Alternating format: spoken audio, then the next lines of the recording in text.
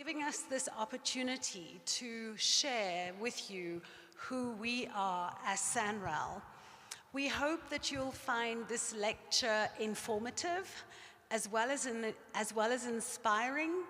We hope that it will demonstrate from a practical perspective the link between what you are learning and its application in the real world of work.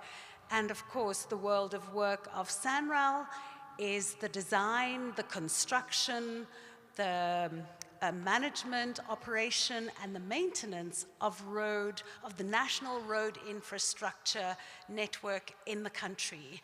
So to start the lecture, I'd like to invite the Dean of the Faculty, Professor Vermaak, to come and say a few words of welcome.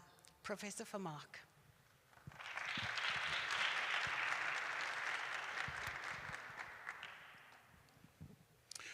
Thank you very much, Program Director.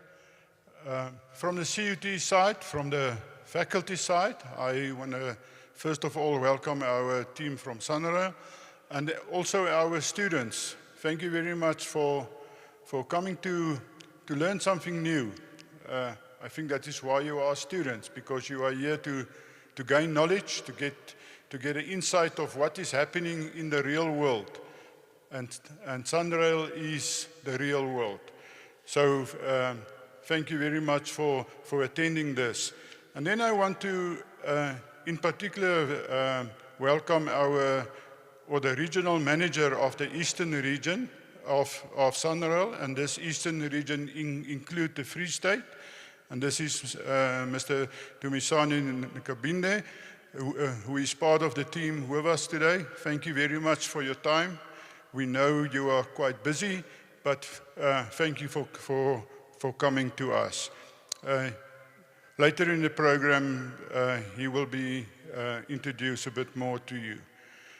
Just quickly, and I don't want to take over their presentation, but SANRAL is standing for the South African National Road Agency Limited. So they are doing the main roads, but it is not just the roads, and I don't want to take away their presentation, but you will see today that they are much more involved in the infrastructure in South Africa, in the planning, in the construction, all of that.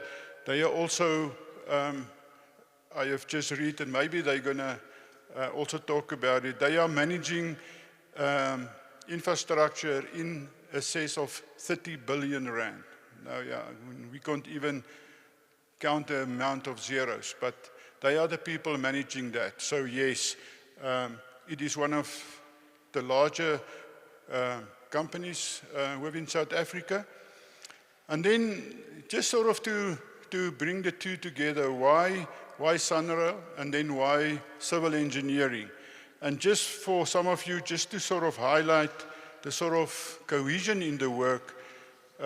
Within our civil engineering programs, we have quite a number of subjects that are related. If you look at transportation engineering, if you look at road and transport engineering, if you look at even road design and transportation and traffic engineering. So as you can see, there's quite a number of cohesion between what they are doing and within our civil engineering programs.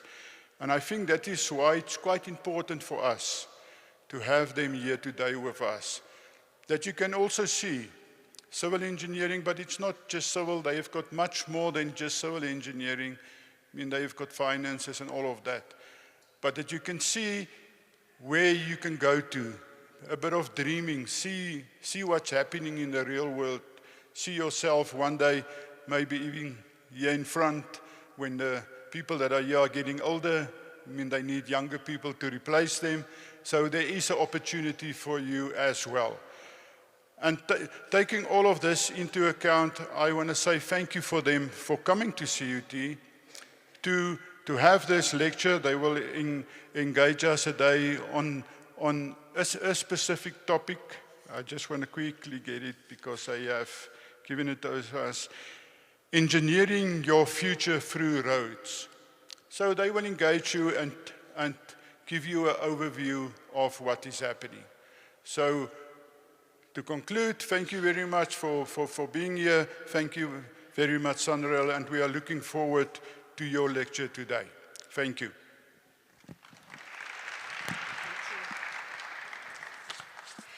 Thank you, Professor Vermaak. And now we'd like to give you a short introduction to the world of SANRAL through this video.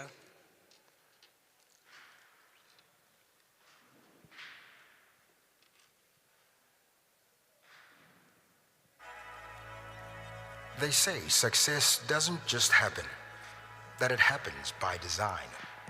It's about seeing the bigger dream, pushing the envelope, and of course, good old hard work. This is what we're built on. At SANRAL, we're about more than just changing our country's landscape with bitumen and concrete. We're about changing our people's lives, opening new routes that will connect people to people, businesses to businesses, and workers to job opportunities. From Messina to Mabatu, Springbok to Saldanha, Gansbaai to Richards Bay, and anything in between. The men and women of SANRAL work to build South Africa's future. Our national roads carry more than 70% of long-distance road freight, contributing directly to economic growth for South Africa and neighboring countries. Over the past 5 years, our focus has been on maintaining our road network, keeping it in tip-top condition. The N2 Wild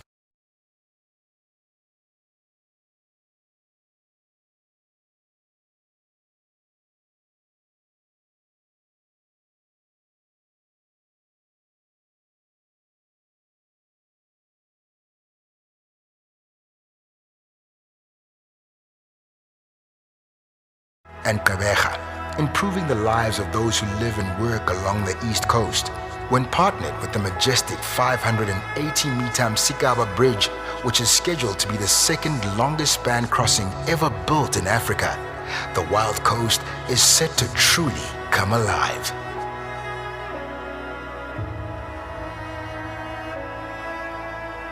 Just 50 kilometers outside of Durban on the N3 is the improved Hammersdale Interchange, one of our newest projects.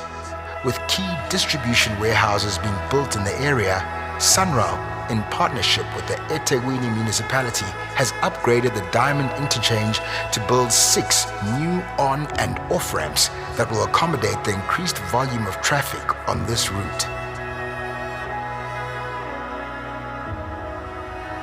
Kimberley, the capital and the largest city of the Northern Cape, is most famous for the Big Hole, a landmark carved into the earth by early diamond prospectors.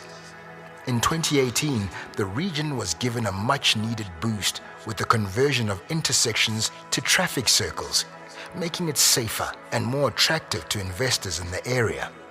33 million rand was spent on SMME contractor development, with 11 SMMEs getting economic and developmental opportunities. In 2020, we also wrapped up the upgrade of the N7 that links Cape Town with our neighbors in Namibia.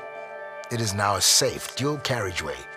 For our efforts, we even scooped the prestigious Fulton Award for Excellence in the use of concrete.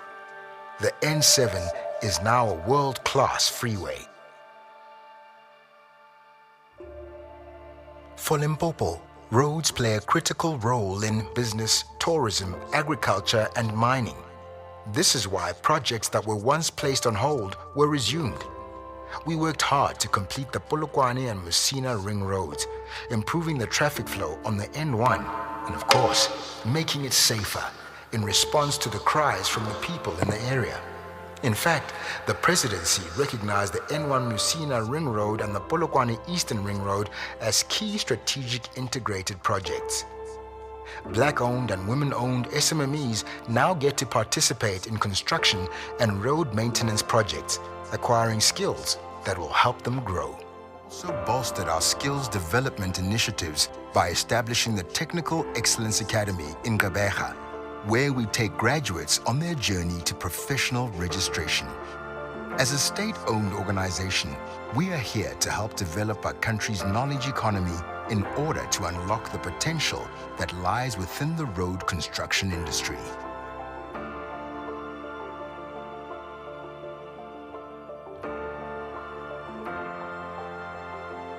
Our world-class freeway management system is a centrally operated system that assists motorists to better navigate their way through traffic, giving them up-to-the-minute information on travel incidents on our freeways. We've also developed an innovative ticketing system to help South African commuters to use one smart card to pay for different modes of transport. Together with our stakeholders, we worked hard to adopt the Sustainable Roads Forum to promote the use of sustainable best practices in the planning, design, and construction of roads. We're proud to say we've piloted the tool on the N3 corridor upgrade between Durban and Pietermaritzburg. This is the new SANRAL, where innovation flourishes. In the past 5 years, we've put more emphasis in supporting our government in the fight against poverty in order to improve the lives of South Africans. In everything we do, we prioritize community development. We believe that communities should receive lifelong benefits that contribute to a better life. We created platforms that encourage small, medium, and micro enterprises to work with SANRAL, especially on our routine road maintenance work. We make sure that where possible, pedestrian facilities and safe access points for communities that live next to the road network are developed. As an SOE, we are aware of the role that education plays in changing lives, when in the past, we funded students who wanted to pursue engineering studies. We have recently opened our bursaries and scholarships to include all underprivileged students, irrespective of the career path they want to pursue. In 2019, we held a roundtable engagement with the South African women in construction to find ways on how we can help further advance the interests of women in the construction industry. This is just one example of how we live up to the promise of our transformation policy.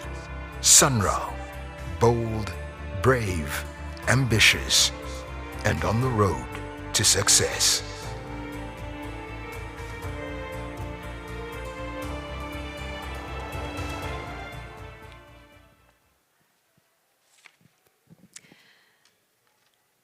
Right, so that should give you an idea of what SANRAL's footprint and network looks like across the country, but also some of the operations that SANRAL is involved in.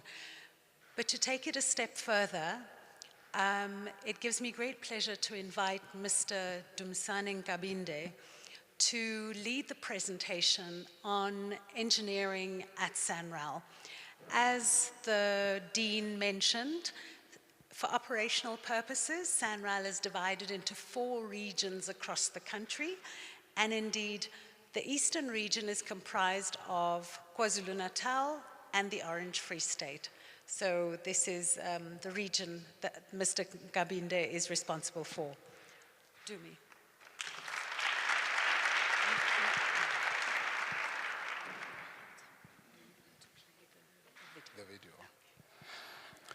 Thank you very much, Program Director Zora. Good afternoon to everyone. How are you doing? I think you are tired. How are you doing? You're fine, okay. All right, so it's not a lecture. Let me put that aside. It's not a lecture.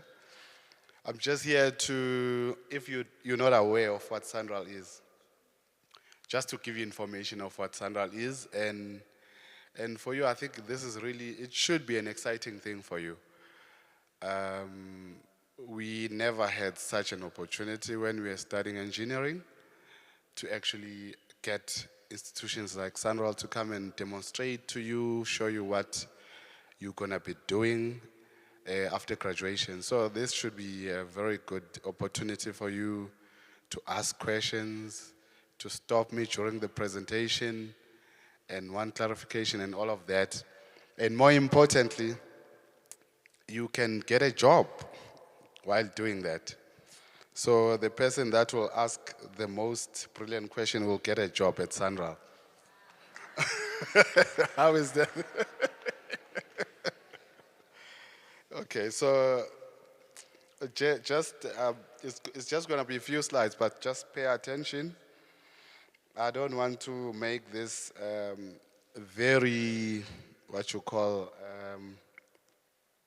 too theoretical, too technical, but just a conversation, like I said. So on the screen, you can see there is that map of South Africa. So just to demonstrate to you what SANRAL is, or the road network that we have, is actually in the blue lines. You can see the blue lines, right? That is the network of SANRAL. So SANRAL's network covers the entire South Africa, and in some instances there is a shortage of the network. We're not totally covering everything like we want. I won't talk about the other primary road network and secondary road network, but this picture in total indicates around 750,000 kilometers of roads. That is the total road network in South Africa, including gravel roads and also including roads that we call them unproclaimed, like a farmer's road and so forth. So if you look at this length, this 750,000 kilometers around the world, it indicates that SANRAL, we are having, not SANRAL, but South Africa per se, 750,000, it puts us in position number 11 worldwide. So as a small country as we are, but we are ranked as number 11, which is not a small feature. One of the slides I'll show you how important economically the network or the road network to the country. On that you'll understand then that the more connected we are as a country, the better. On this slide, it's just indicating the SANRAL network that is actually very small. Can you see the pointer? I think I must click here. Laser pointer. Okay, I think you can see that is SANRAL's network. It's just 22,000 kilometers.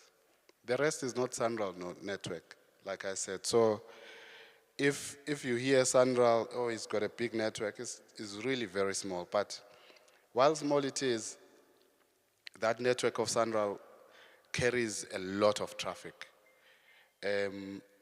The important things to note about it is that these 22,000 kilometers, if you look at the replacement value, it's actually trillions, but the notional value is sitting at 413 billion.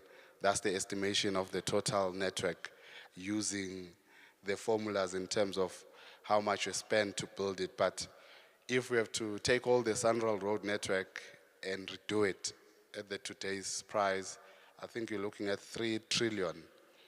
That's the replacement value. So it's a lot of money. So when you are working for SANRAL, that's what you are looking after, as one of you will be working for SANRAL very soon. Also, just for your information, the total, I think you understand that we've got toll roads and non-toll roads. The roads that we call non-toll, it's roads like if you travel to Welkom from here, you'll be using N1, that is a toll road. As soon as you get to Welkom, you go to Harrismith using N5, that is a non-toll road because there are no toll gates there. So that's just an easy demonstration. So you can see that only 7% a network that is actually SANRAL tolled. The rest of the toll out of the 13% is actually from the concessionaires. So I don't want to go very deep at it, but what happens is SANRAL has got a toll portfolio. Within the toll portfolio, there are companies that we call them concessionaires. Have you heard about Triple P in class? What is Triple P's?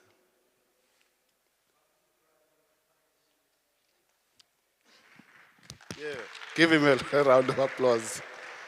Okay, that's good, yeah. So under the Triple P's, we've got the N3 that I'm sure most of you have traveled on N3 going to Johannesburg. N3 is actually sitting under a Triple P, a 30-year long contract whereby there is public, which is SANRAL, and then private, there's a private company called NTTC, and then the partnership is that we form a partnership that they will maintain the road for 30 years. When the 30-year expires, they will bring the road back to us. So there are toll plazas there that they are collecting the money themselves, and they keep that money to maintain and upgrade the N3. So that's how the partnership is working. So how is this a favorable financing situation? Is because you'll find that based on the tax that government collects from the taxpayers, there is not enough money to fix the road. So giving it to a private company to create a business situation makes it much more viable. Right, moving along, where SANRAL fits within the Department of Transport. SANRAL is an SOE, like a state-owned entity or organization. So SANRAL is owned by the Minister of Transport as a single shareholder. Under the Minister of Transport, we've got board of directors that have a CEO of SANRAL as the executive that, well, not executive, but the what you call the governance and control comes from. And then below that, there is an executive committee which consists of executive from finance, from engineering, from human resources and so forth. And then there is a total staff. Where we are sitting, as the Dean mentioned, that we are from Eastern Region, which includes Free State. We are a small office. SANRAL as a whole, you can see that it's just under 500 people in total. The staff is not that much. This under 500 includes even the tea ladies that we have. So these are the slides that just quickly indicates to you what we built. You have seen this bridge already on the video. This is just a demonstration of other beautiful things that we do. I'm sure, is any one of you that is working on something like this from your lectures? Anyone that is working on structures? Yeah? Yes? What form of structures are you working on? Okay, what is your T-shirt written? In my zone. So, can you tell us what structures are you working on? Say that? Intersection design. You can see now there are intersections there. So you can see what you are studying is relevant. Okay, so that is just an indication of what we do. We also are very big on road safety. We also have a few tunnels.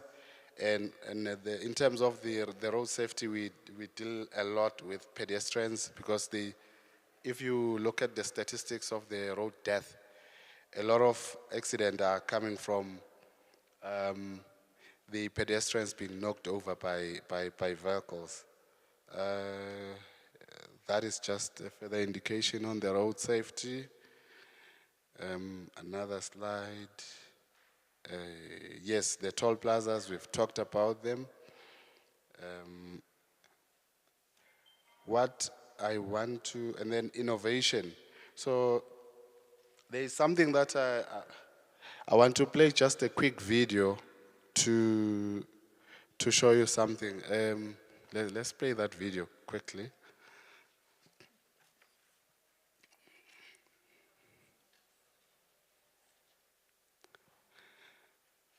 So if any one of you can remember the most talked about event this year in April, what do you remember? Anyone that can remember?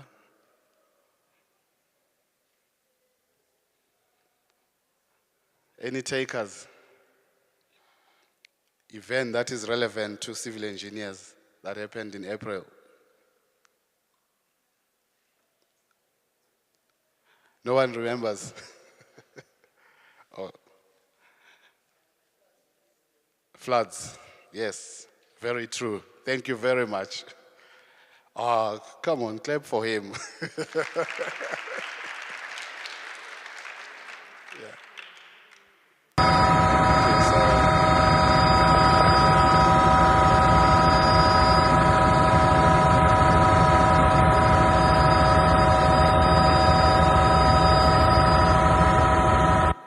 so what I want to play for you, or what you see on the screen, it's a video that we took just south of Durban, in probably one of the most industrialized area in South Africa, where even the Toyota manufacturer has got its plant there where they're manufacturing vehicles, and those cars are going outside of the country. So we are supplying those cars towards the rest of the world.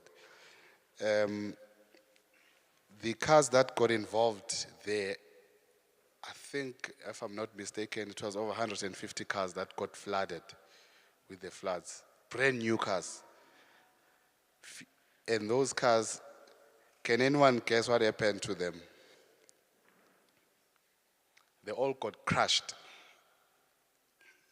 Immediately after being finished, all of them got crushed. So I want to show you this video, and then just have a look at it and see how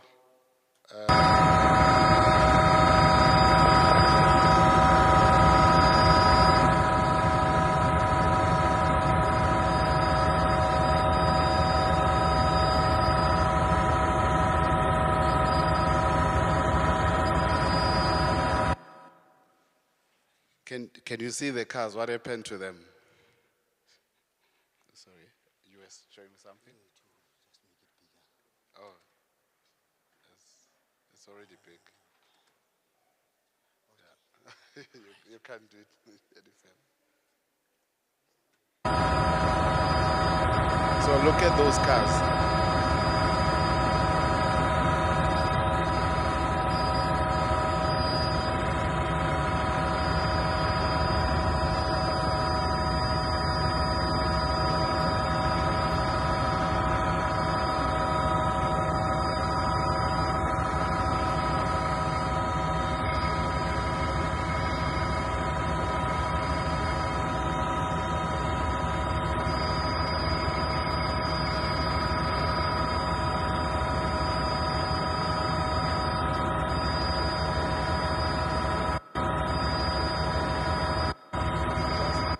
I just want to pay attention to this portion here. Anyway, that is the freeway here. So if you look at that, I want you to actually give me a proposal. What needs to be done there, an engineering proposal. That is the highway, and that's what happened there. Just think about it.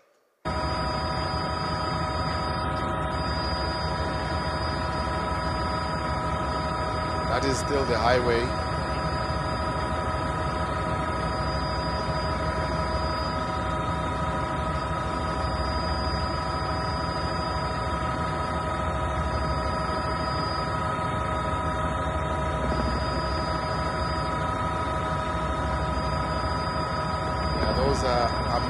refineries on the right-hand side. You can see the fuel refinery. Yeah. Okay. Going back. So I want to see if I've got any takers to solving my engineering problem. First of all, what is the problem and how can we solve it? Any takers on that?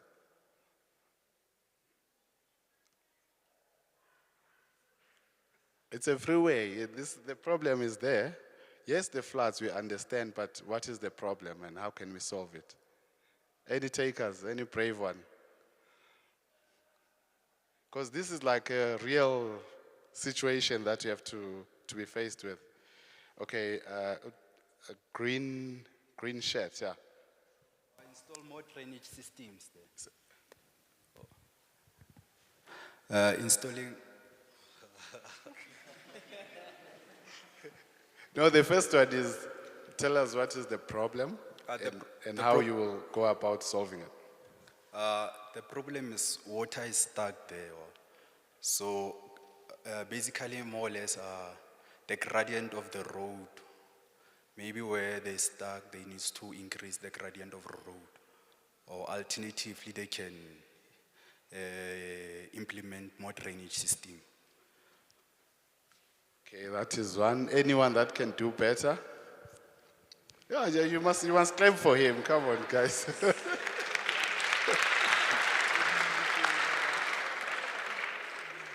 I think before we go into building roads, we need to ensure that we build on stable soil so that we don't have incidents where there are sinkholes and roads are getting flushed away before we can move into the drainage systems. Okay, there's another one. Round of applause. Oh, yeah, this side is hot. This side is not hot. I'd say that it looks like the road is on the end of a slope, hence the water is piled up there. So if they install more drainage, increase the drainage capacity, and slightly increase the height of the road, then that would work. Just repeat that again. I'd say the road is on the end of the slope, hence the water is piling up there. So if they can increase the drainage capacity and increase the height of the road. Okay, yeah. Round of applause as well. Any takers? Further takers? This side? Still not so hot? Okay, I think to be quite serious, the last gentleman nailed it. And the others were on point as well, but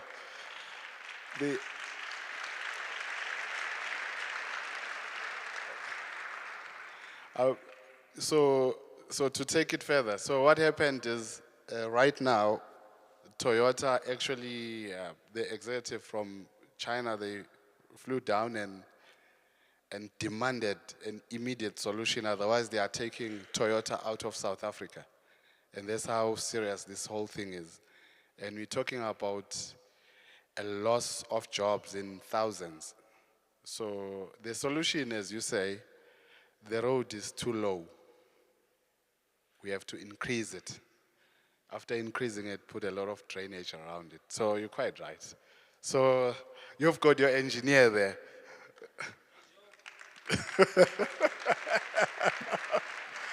I think for now, let me give him a lunch money. Oh, come and have a lunch money, Tata.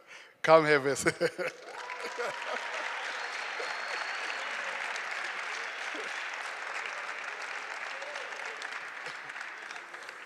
You did well, eh? You did well. Okay.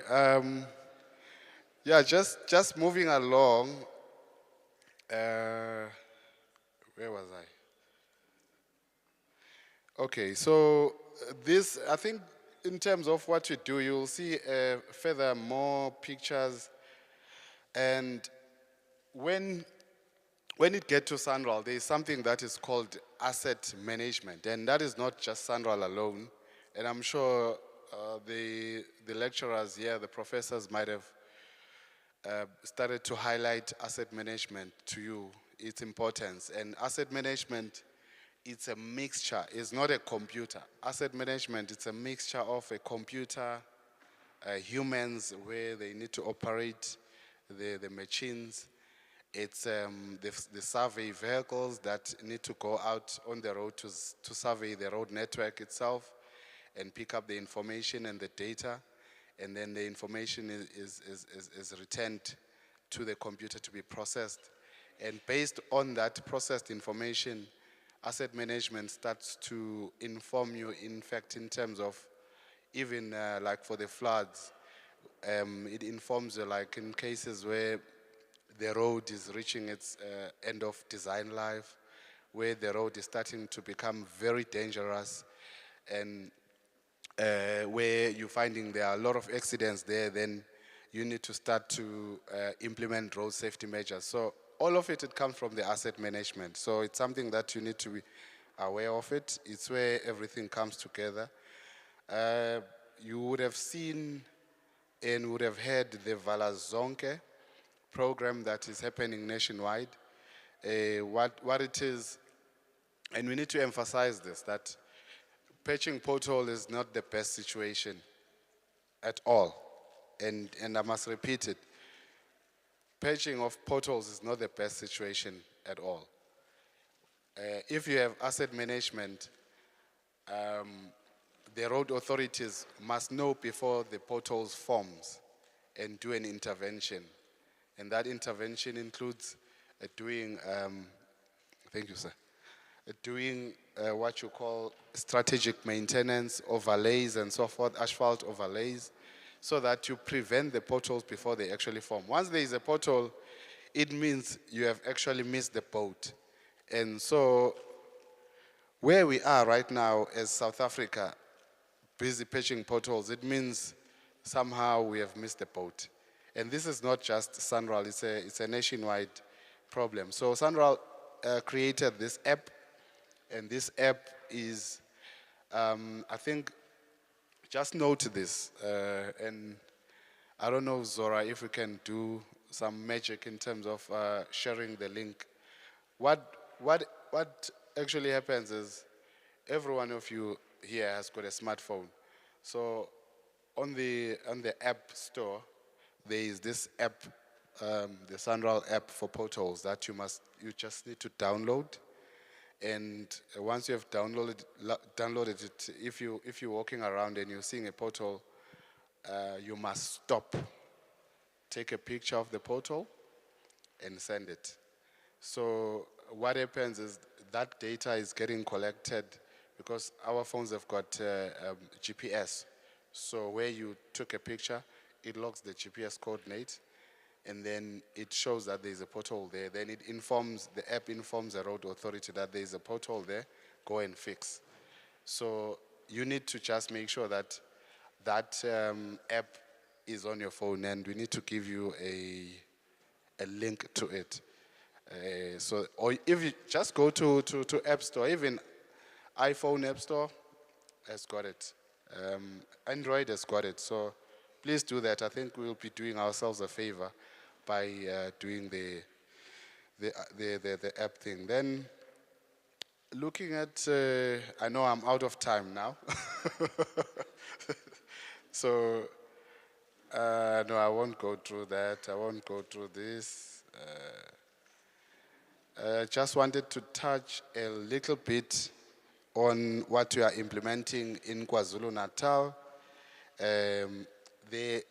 The president, I think, when was it? Back in 2016 or so, the president announced that there will be a strategic integrated projects that are meant to stimulate the economy, and they are called the SIPs. And within the SIPs, there is a SIP2, which is running between Johannesburg and Durban. And the SIP2, one of the components of the SIP2 is the freeway, and part of it is also includes the the gas pipeline that has been installed between Durban and Johannesburg. So on the freeway side, N3, as part of the SIP, we've got an allocation and we are busy with the construction right now. It's a estimated so far, it's a 28 billion rand program. So we are currently doing it. We've divided this program into 14 micro projects, and those projects, each project is like over 1 billion. So the team that I work with at my office are so blessed that, I mean, they are running a project of 1 billion, one project each, and this program is going to run for the next 8 years. So definitely, some of you will actually have to come and work there. So as I was saying, we need to get some of you involved with the practical learning or integrated learning that you need to do. I definitely need to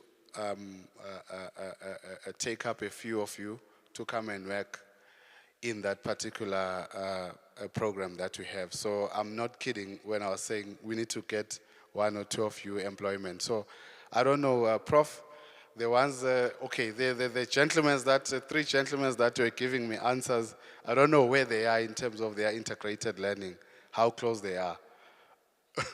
So we can chat during the break then, that those guys, 3 guys, 1, 2, 3, that we see how far are you so that we can be ready to give you that opportunity to work with SANRAL immediately.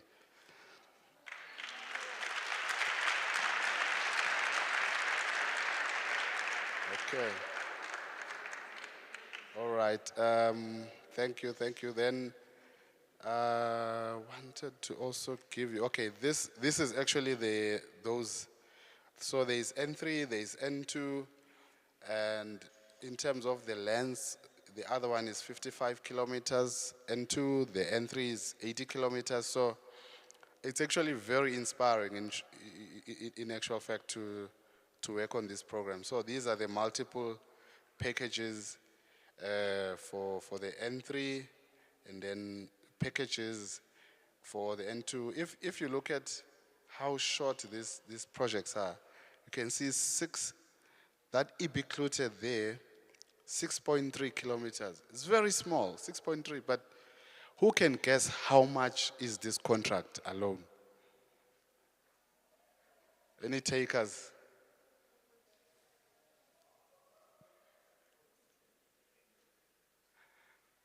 No. I think because we're closer to award, it's going to be over 5 billion. It means a kilometer is 1 billion. It's a total anomaly. So, I mean, that's why I'm inviting you guys, that you need to really look at SANRAL in a different light, because we need you to come and work with us. So, and none of this, all of these packages here, none of it is below 1 billion rand. All of them are above 1 billion. And this one, just, I wanted to show you this. It's a lot of information, but can you read? Can you see it? Not very well, Aish.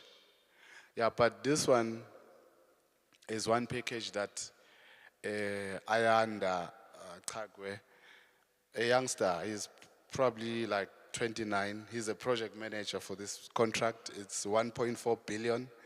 He's running it on himself, alone, and he's got many other projects.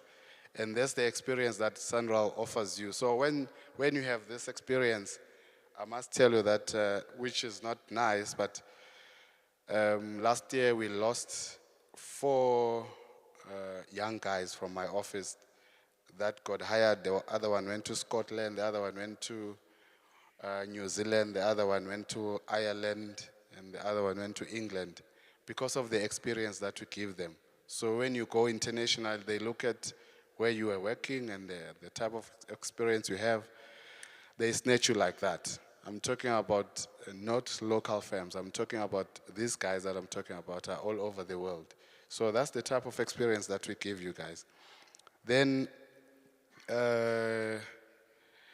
just to give you a bit of a snapshot in terms of innovation and technology, and I promise you these are my last slides, and we can continue the program. So, the way that things are happening, and then if you look at how technology unify things, as we all are aware of the 4IR, you know, the law enforcement normally is happening on its own. The goods vehicles, the trucks, they happen on their own.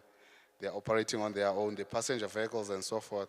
But using technology, it gives you a capability to link all of this to be one thing. And in actual fact, the one of the slide that demonstrate how the road supports the growth.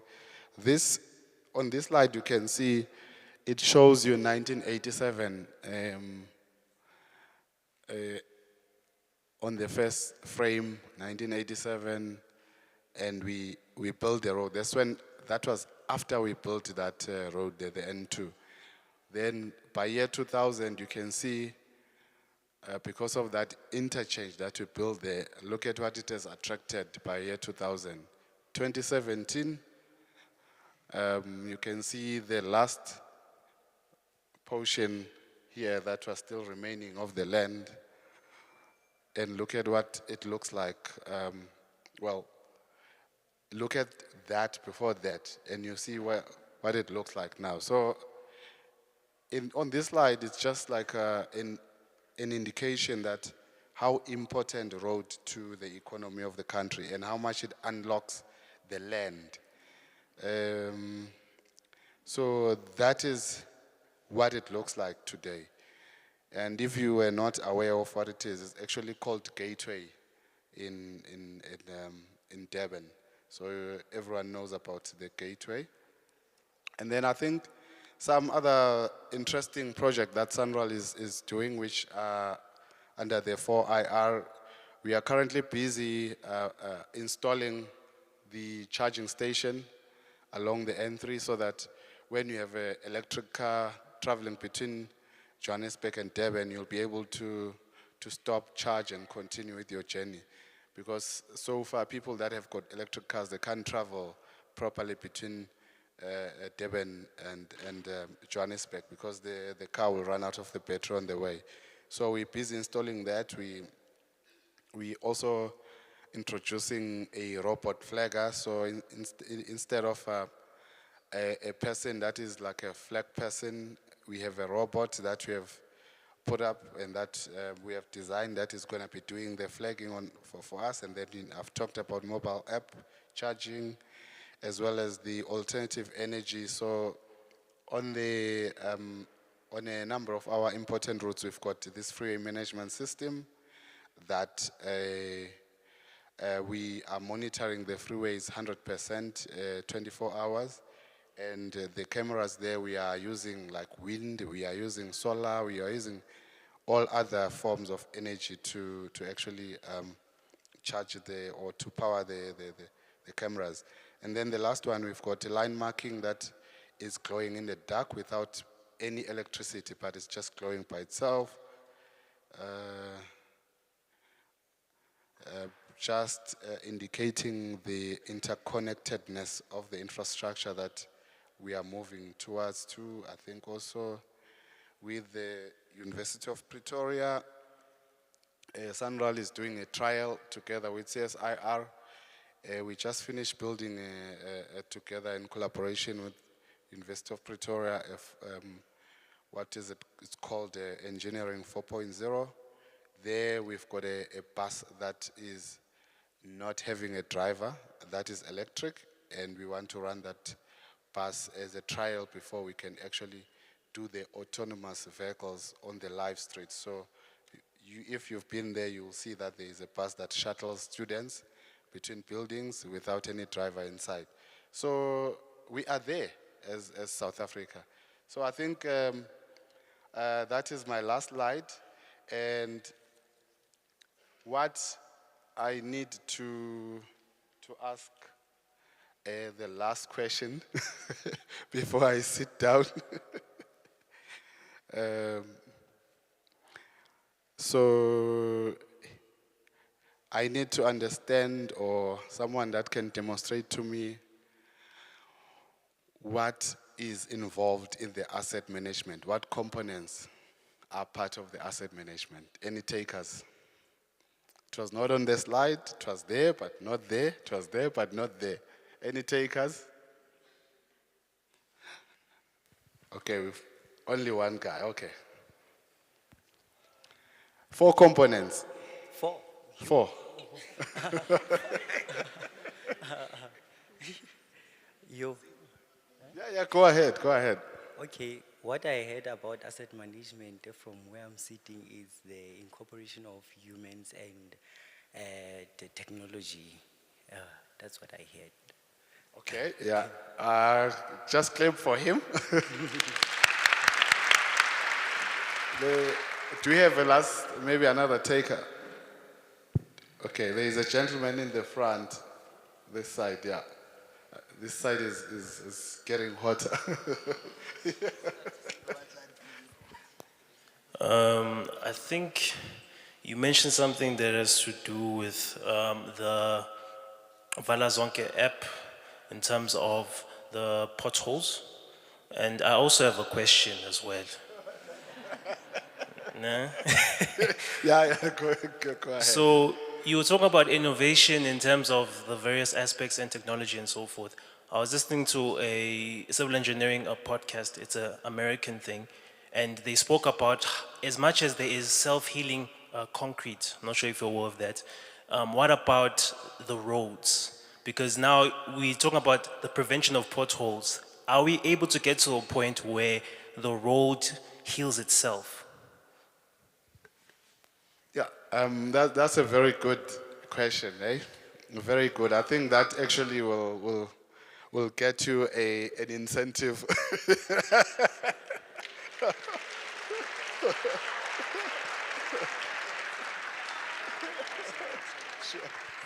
Okay. Oh, CEO. That's okay. No, the answer is yes, there is something that is for instance, I'll make an example. On asphalt, right? Is it a university of in Netherlands? I forgot now I'll remember the name of the university.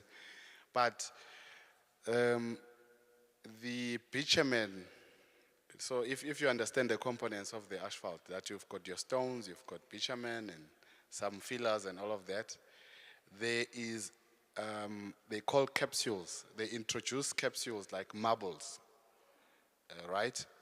So you'll compact your asphalt and pave it. So when during its life the road is being trafficked, when it starts to develop a crack, the crack cracks the actual capsule, the marble, because inside the marble there is liquid. That liquid, it flows out and it fills the crack automatically. So that is like the way of healing itself. So there is that technology that is currently being researched, not being implemented, but it's there. Something like that is there. And then there is also another one where they are putting like induction wires on the pavement itself, especially on the asphalt pavement, and then you just send an electric charge over the road, and those wires, they act like a heating element to melt the asphalt and heal. So there are various activities that are happening in that space. All right, guys, that is it for me. Thank you very much for listening to me.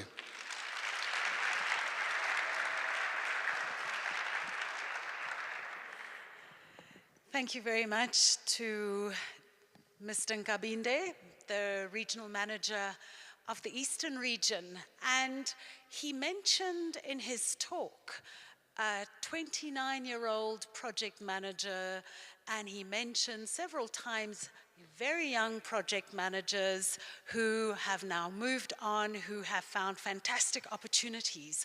So we thought it'd be really interesting for you to meet one of those young project managers, somebody who not so long ago was sitting in the same seats where you are sitting today, maybe thinking about what they're going to do with their future, their career choices, and so on and so forth. So it gives me great pleasure to introduce Samantha Dladla, who is a young project manager.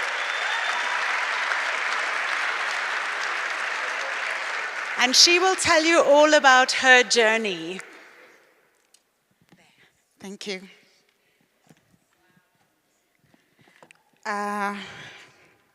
Program Director, my regional manager, Professor, all protocol observed. Special greetings to our future leaders, our future engineers, our future managers, our future, our future everything. Thank you so much for the opportunity, and I feel very honored and very humbled to get this opportunity to come and share myself with you. And I think I'm most qualified to stand in front of you and speak to you because I also have a background that is more similar to you, because I was also at the Durban University of Technology. So I started where you are and grew. So today I'll be taking you through to my professional journey. But for you to have a context of who am I, so that maybe this can be more interesting, I hope. I just wanted to tell you a little bit about myself, not to take so much of your time, but I'm now a mom, I'm a wife, and I'm a mom of 3 at that.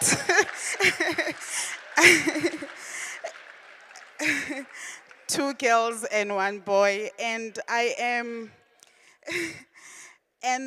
am from north of Zululand in KwaZulu-Natal, from deep rural areas. And I only knew after I finished my matric that I was from disadvantaged background. And I recall we had, like top achievers and stuff, we used to get like awards. And when I was introduced, they said, and now we've got the one from the disadvantaged background. I really didn't like it because, I thought I was from a good home. And I was, what do you mean I'm disadvantaged? Like, it didn't sit well with me. But then as I grew older, I then understood that even though I had everything, but I was disadvantaged. But the only disadvantage I had was just information, really, because I was happy. I was only exposed to people that speak my language, isiZulu. I was only exposed to people that look like me.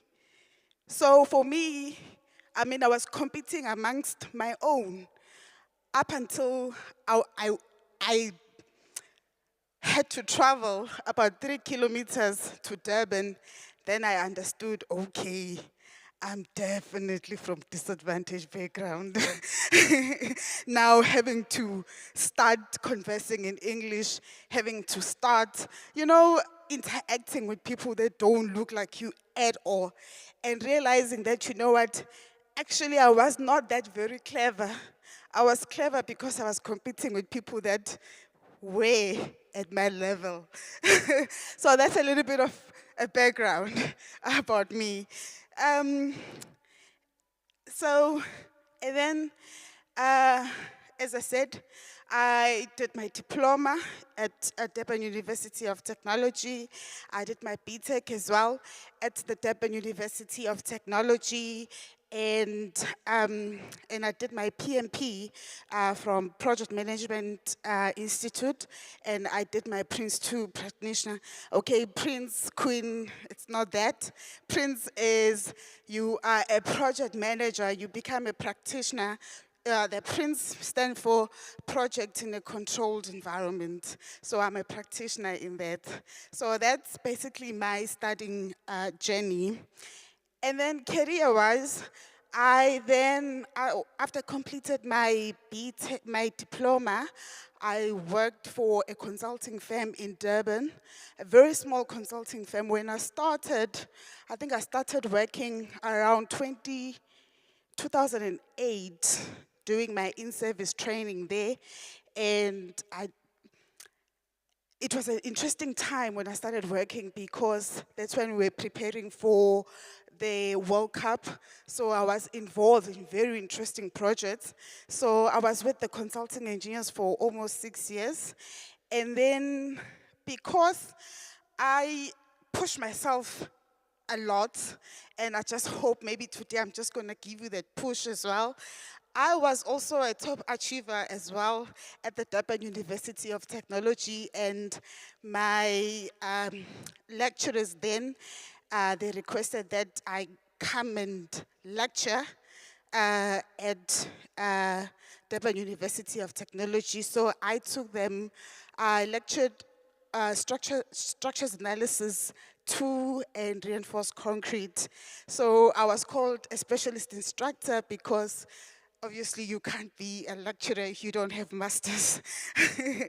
So yeah, so today it just brings back those good memories, you know, having to stand in front of you and knowing that at some point I once stood, you know, I was once there and I stood on this other side being a lecturer and imparting a little bit of knowledge that I had to some other students. And now some of them, they're my superiors, you know, the kids that I taught. And it's such a beautiful sight to see that, you know, it's actually very fulfilling to see someone that you imparted your own knowledge and seeing them becoming bigger people. So when I was given this opportunity, I said, by all means, I'll just come and share my experience so that maybe, you know, some of you can say, yo, I'm definitely going to SANRAL. And a side note, SANRAL, you know, we mix business with pleasure. I saw how you guys were having fun outside. It's very fun working at SANRAL. I then also, I had a very different career journey.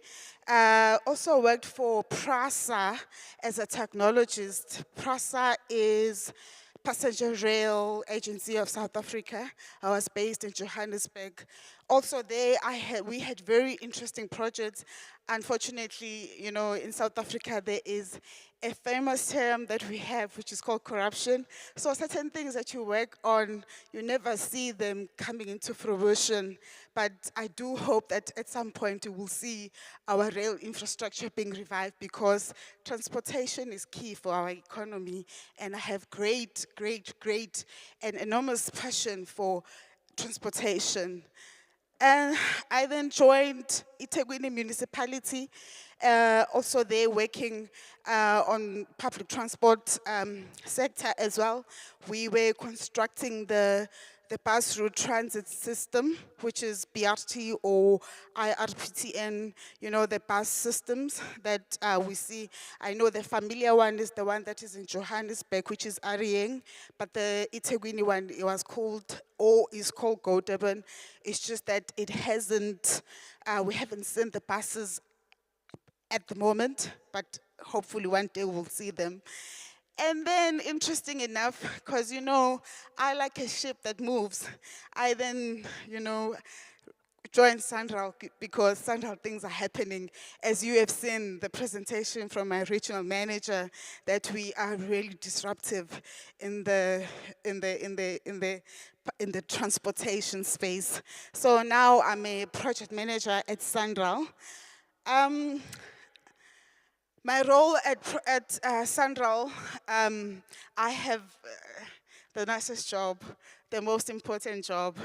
I know, I don't start things from scratch. I'm not on that side. I did that when I started my career. I was in design and everything, but then I realized that, you know what, as engineers, we need to realize that it's all about the people. It's all about impacting. It's all about making difference. And I also learned that when I joined SANRAL, being in the operations and maintenance space. So at SANRAL, I'm what is called an operations and maintenance project manager. So my responsibility is routine road maintenance. That means I maintain all that you have seen, all those big bridges, all those big roads that you have seen, all those interchanges. I must make sure that they remain in good condition so that your taxpayers' money is put.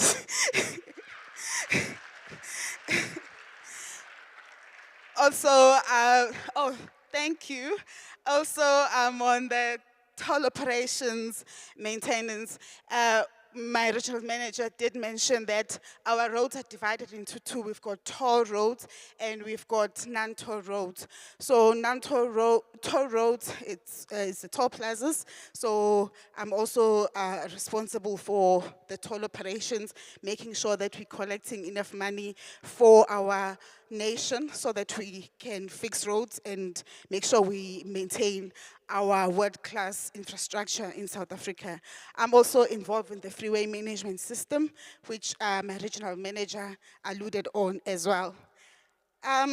So I'm just gonna cruise through, because I'm not gonna bore you with the details. My regional manager really got in depth with what we do.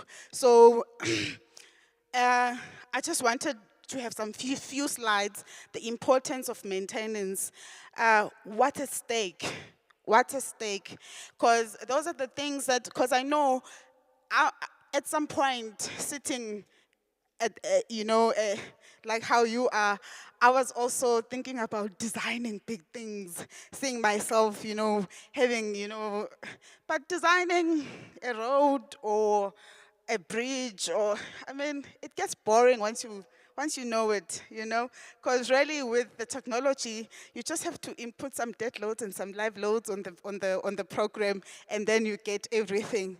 But there is so much in terms of maintenance, making sure that what we have, we're maintaining it.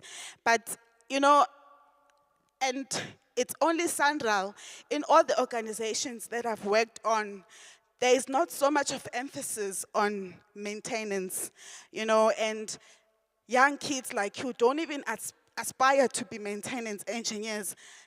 When I go to site and speak to my teams, I tell them, as of today, once they get appointed, I tell them, no, you're not a civil engineer, you are the maintenance engineer, and you're playing a critical role that this road remains like this. No potholes, as my regional manager said, I don't fix potholes, I prevent potholes from occurring. So what's at stake? It's our environment.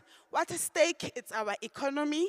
What's at stake is the entire society, the safety of our people on our roads, and the sustainability of our economy. So that's what's at stake when we don't maintain our roads.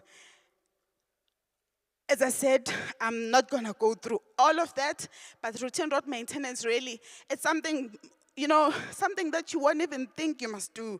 Making sure the gentleman over there spoke about drainage, making sure that the drainage functions properly. I'm proud to say, my regional manager can say, the road that was flooded, it's not mine. My regional manager knows my roads never got flooded because we pay attention to detail. So what we pay attention to detail too. We are proactive maintenance engineers. We're not reactive. We not see something and go solve it afterwards. We see it before it happens. So what you're learning, we apply it on the go. Right, so that's maintenance. And toll operations, collecting money for I'm sure, sometimes I feel like a CEO of SANRAL, you know. Making sure that we create, making sure there's enough money for SANRAL to maintain these roads, you know. So that's my critical, and regional manager will attest to this. Sometimes I also feel like I'm not a civil engineer anymore. I feel like I'm an electronics engineer because I need to understand the money in, money going, you know, all those things. It's so much in detail. That's how SANRAL is. It takes you out of your comfort zone. And then freeway management system. We can see you, you know, when you're crossing the freeway, I can see you and tell you, you know, my cameras are always operating. We see you, all the things that you do on the road so that we can, you know, prevent issues. If we can see maybe there's an accident, the road can speak, you know, all those VMSs there, we can tell you, please don't go to the route, there's an accident, it's gonna take you so much. So it's not really, it's too involved. There's so much other than what we're learning from school. And then lessons learned, I'm gonna cruise through this. Teamwork is key, as I said. You know, it's not one-man show. I mean, SANRAL, we've got, my background, by the way, is structures. So, but there's traffic engineering, you need traffic engineers, you need civil engineer, you need everyone, it's all teamwork. You need electrical engineers, so it's all teamwork.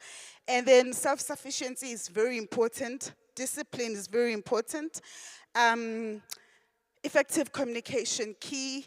It gets better with experience. Some of the things that I've alluded on are the things really that you don't learn particularly from your books, but are the things that you get better with time as you do your work.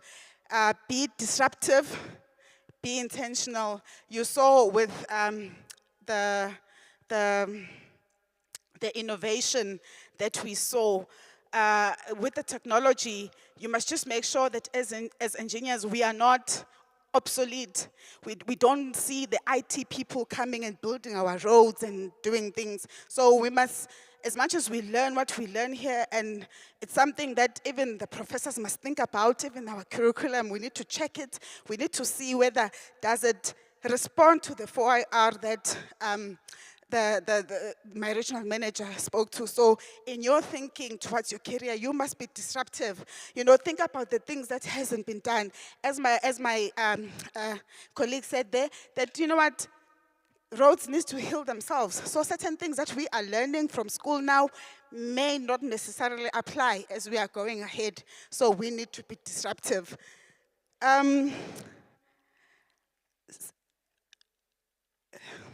And then in closing, the wheel of learning never stop turning. So that was something that was said to me long time ago. And at that time, I didn't understand what it meant. But as I grew older, I realized that this is so true. I mean, you are at school now, you are at university now, but it never stops. And even when you get to the working environment, it will never stop. And you must be uncomfortable when you feel like your wheel of learning is stagnant or has stopped. Thank you.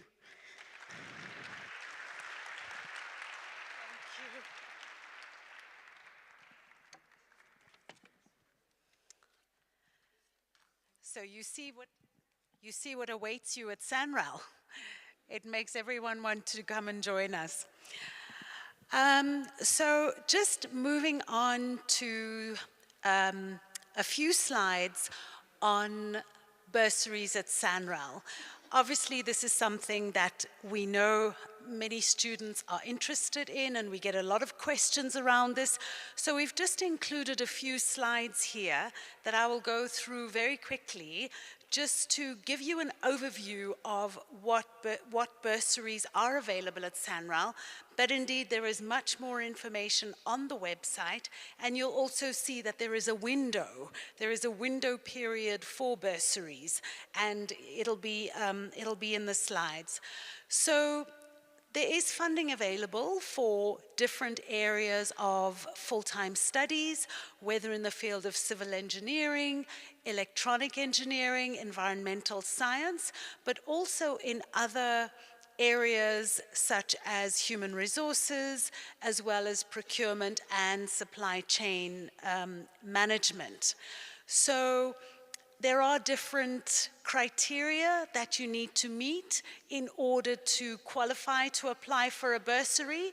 If you're at university, you need a 60% average. Matriculants need a 70%. Bursaries are available for undergraduate and postgraduates, and they're awarded in line with SANRAL's employment equity and transformation policy objectives. So the applicant's financial situation will obviously be considered, and any applicants who already have a bursary will be disqualified because you can't accumulate bursaries. And students with disability are encouraged especially to apply because we obviously encourage awarding bursaries to students with disabilities. And once you have a bursary, you will then obviously have the opportunity to apply for on-the-job training with SANRAL. There are several minimum requirements. For example, you must be a South African citizen. You must do the studies that you've applied for the bursary for. You can't get a bursary to study engineering and then do pharmaceutical studies. And the proposed study must be aligned with the qualifications outlined in the application.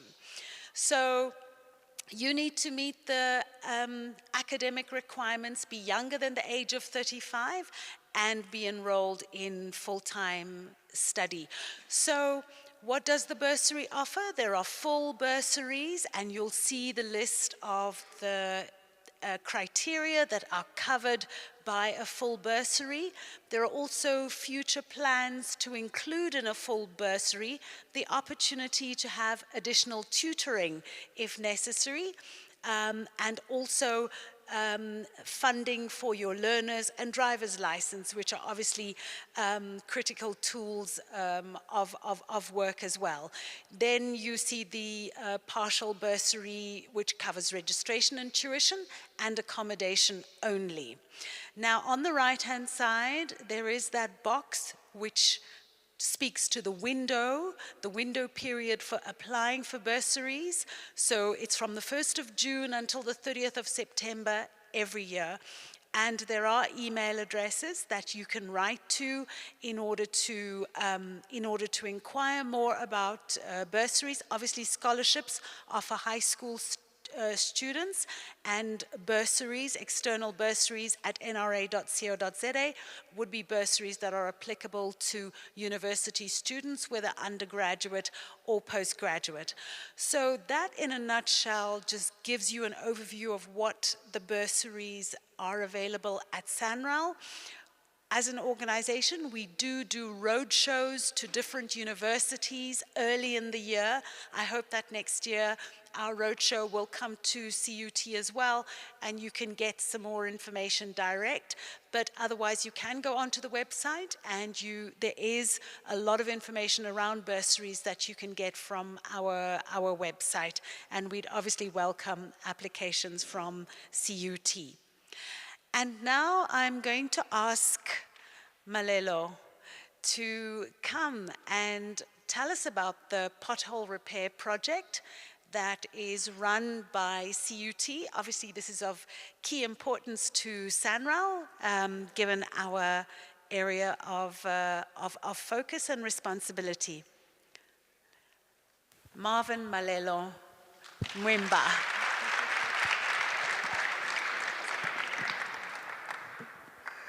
Hello, everybody. My name's up there, so I don't have to introduce myself again. I would like to thank everybody for making their way here from your busy schedules. I'd also like to thank my future bosses for such a wonderful presentation to us. And I must say, I'm quite inspired by what they have told us, and I hope I can try and inspire you through my rather short career in civil engineering. Okay, so who am I? My name is Malelo Mwemba, Marvin Mwemba. I am 25 years old. I completed my diploma in the past year. I'm a registered candidate EXA engineer, candidate technician, yes, candidate technician. I also have a certificate in construction management, and I am currently a registered SACE student as well. So, how did my career start? In my first year, or in my second year of schooling, I found myself at the lab. I always enjoyed being where things are happening, and as she was saying, putting ourselves in there and being disruptive, that's exactly what I did. I remember failing Geotech 2, and my good lady prof here, I went to her and I begged her to help me with it. And she said, listen, man, we have things going on here. We're going to site. Come through. And I decided from that day on that I'm always going to involve myself in anything that is happening on campus in terms of projects and so on. So moving forward, I started doing tests, multitude of geotechnical tests where we do Atterbergs and etc. Basically everything that we've learned in class. About a year later, I decided to stop and focus more on school so I could graduate. And then from there on, in 2020, I was privileged enough to work inside a private consulting firm, Strack Consulting Engineers. There I learned the importance of timekeeping. I learned the importance of the tendering process, which is quite meticulous. The books are yay thick. And I also learned how to respect other people and respect their opinions, and also to listen, because usually when you're young, yes, when you're young, you tend to think that you know everything and the books have got your back. But that is not always the case. The elders always have better information than we do. Moving on from there, I have been involved in projects where we have done route planning for trucks, traffic counts. I have been involved in pothole repair projects where we have completed 3 towns with a varying number of budgets. I've also been involved in quite a number of project inception meeting and stakeholder engagement meetings. I, for one, feel quite privileged to be able to be in this situation. And I must say, I owe it to being disruptive, like she said, putting yourself in there, wanting to be involved, and always having the mindset to learn more from those around you. So, how did I get here? Or what would be my advice to you? I'm sure they would agree with me that hard work is definitely key.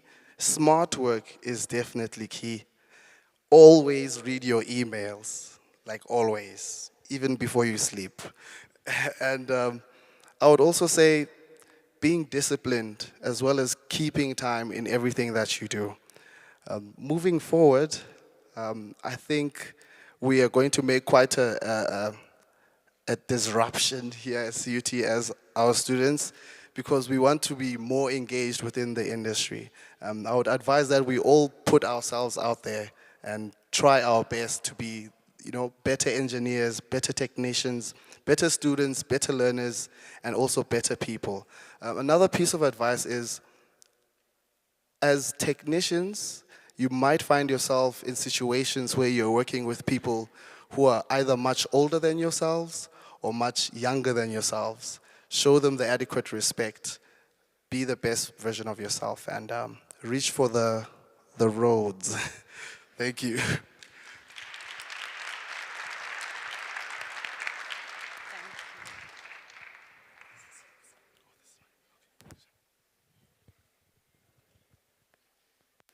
Thank you for sharing your experiences with us, Malelo. So now I would like to give the floor to Mr. Tykes Govender, who is the regional chairperson of SAICI. SAICI is the South African Institute for Civil Engineers, and it is a very interesting organization that holds a lot of value and a lot of benefits for you as students, but also throughout your career as you become a professional. And we have invited Mr. Govender to come and share some information around SAICI, which will give you a very clear idea as to why it is of value. Mr. Govender.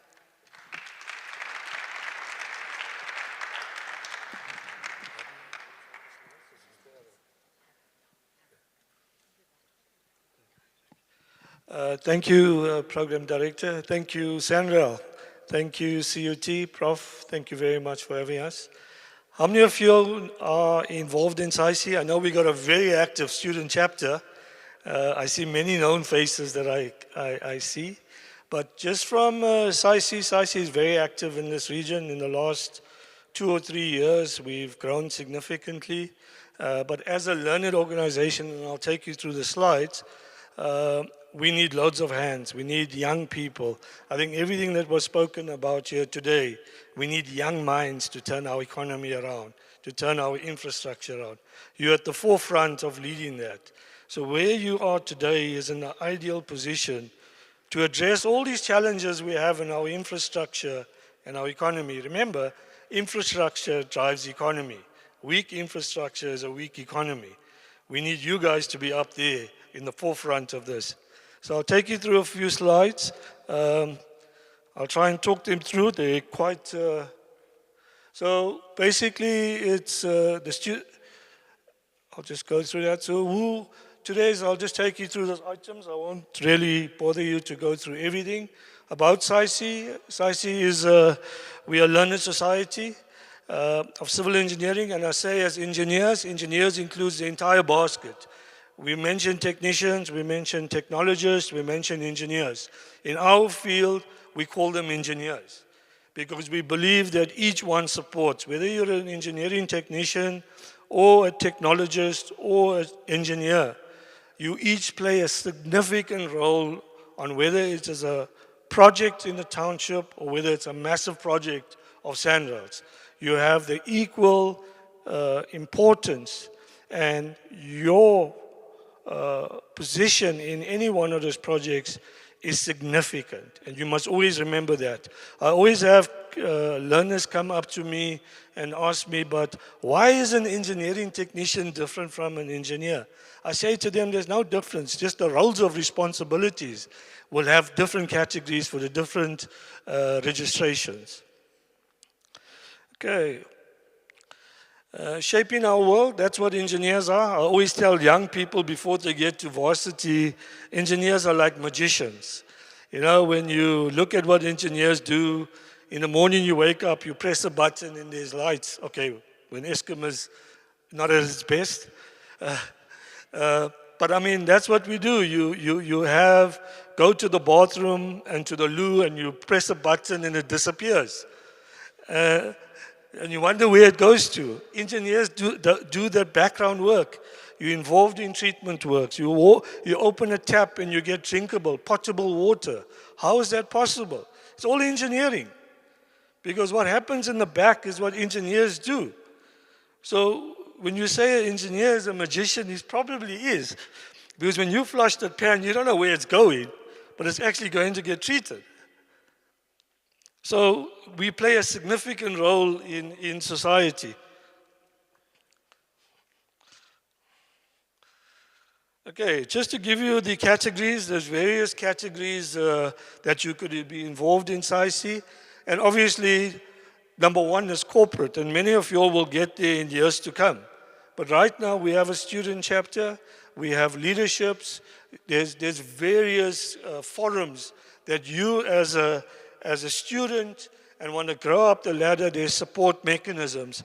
I will take you through just a few that we have. Okay, just to advance your professional knowledge and improve practice, SAICI, becoming a SAICI member, I just would like maybe How many of you are SAIC members as students? Gee, guys, you'll need to get onto that platform. There's so much of opportunities for you. You can even get assigned a mentor. So we have various networking. We assist with Excel registrations. And I think very importantly, as young people, please remember, as soon as you graduate and you come out, as part of SAIC, we have an Excel road to Excel registration, where it guides you on all the different subtopics that you got to comply with. Whether you become a PR technie, a PR tech, or a PR eng, there is certain portfolio of evidence that you need to submit for your professional registration, which is utmost for your career. So as soon as you come out with a diploma, go and register to become a candidate technician or a candidate technologist so that you can enter that space and grow your portfolio. It's very important for your own career that you do that as soon as possible. Okay, there's various pillars we have, but I'll try and go on to pillar 7, which is led by Karabo. And I think it's mainly to what we call as SOS, support our students. Please go onto this space. There is so much of information that you can latch onto to support you during your studies, and also if you're in the work environment, to get onto a mentor, understand what's happening in industry. And I always tell young people, there's a new buzzword that I hear. You need to become savvy, understand what's happening with technology. It was said here very much by a number of the speakers, but you need to understand where engineering is going. It's no more where I grew up and you were on a drawing board. There's so many different platforms on AutoCAD, on design packages, software that you need to become conversant in. So you need to move into that space and move into it very quickly. We also have the Going Forward pillar number 8, who's run by Tom McEwen. He's responsible for all our learning material. He also puts out CPDs, continuous professional development. He's involved in the various divisions. He's very knowledgeable. He's a retired lecturer, and he really adds value. I learn a lot from him today. If I have something that I have to, especially on SAIC platforms, I actually contact him. From a virtual events and webinars, I think there is numerous platforms that you can participate on. Get involved, be disruptive, ask the difficult questions. That's what's going to take you forward. In person, there's various. We had the presidential visit a couple months back here in Bloem. It was well received. We were hosted by Manguhung. We were hosted by the university. And there's great things happening in that space. I think there's various platforms that there's conferences and there's summits being attended. And we are interacting with government. And I know there's SOEs here. But there's many a time that myself as an engineer, and we have our own companies we work with, there's various platforms we can engage with government. And one of the platforms is through SAIC. And how do we turn around strategies? And we need to engage with government. So even when you come into this space, guys, get involved. Ask the difficult questions. Because it's through that that we can change our country around, change our economy around.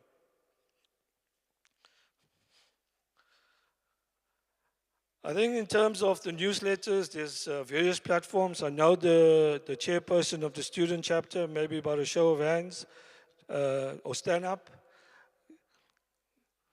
Yes. That's the chairperson of your student chapter. Give him a hand. He's very involved and very committed. I don't know, I know there's numerous initiatives, and I think that we need a lot more from you as a team. So please, we're looking at your space in 2023. Just to move on the platforms we have, obviously there's one very important platform that I'm going to talk about here is to find a mentor. Now, many of you need mentors. We all need mentors. Now, SAIC Connect allows you to get onto the platform as a student And there's at an early, if you start at the beginning of the year, there is a mentor allocated to you. So if you find there's a challenge, and obviously you have your tutors and your lectures here, but from an industry point of view, if you need assistance or you need any sort of, in terms of curriculum or anything general about engineering, there will be a mentor assigned to you for that entire year. So use those platforms. It's there. It's for free. You don't pay for it. So get involved. SAIC Connect is one of the most important things. We were looking for an engineer in a different province. And normally you go to all these agents. Yeah, you can just go onto SAIC Connect. You can go onto their platform and look at. Put it in your profile. Your profile will be picked up. People go out there and they look for suitable people to employ. So if your CV is up onto the portfolio, you just add value to yourself, and it's for free. So try and get onto the portal.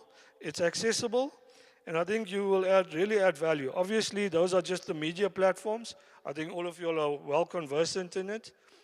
And then also the membership and marketing. Those are just the email address. But now I want to give you a quick rundown of the local branch initiatives. SAIC Bloom has been involved in various. I think a number of you all have been involved in the bridge building and water competition. How many of you all have been involved in the bridge building and water competition previously? This year we had 88 learners at the waterfront. It was one of the biggest events. And we also had the participants go and take part at the national competition. And we came out second for both the water and the bridge building competition. 2 schools from Bloom that represented a national came out second. I think we need to give ourselves a hand. Okay. The other initiatives we're driving is CPD. CPD is continuous professional development. Every 5 years as a professional, you've got to submit your CPD portfolio. And CPD allows you, it's not a tick box. When you get onto the industry, continuous professional development is to keep abreast of what's happening in the market so that you continue to develop yourself. You don't become you don't graduate an engineer and you remain the same. You evolve. So we do very much CPD. We try and give our members CPD points. We try and give them at least 1 point a year. You normally need 2. We also had the presidential visit. We also support NGOs. We have a major drive to support organizations like ENGO and other similar organizations. Okay, and then obviously you know your student chapter is very involved.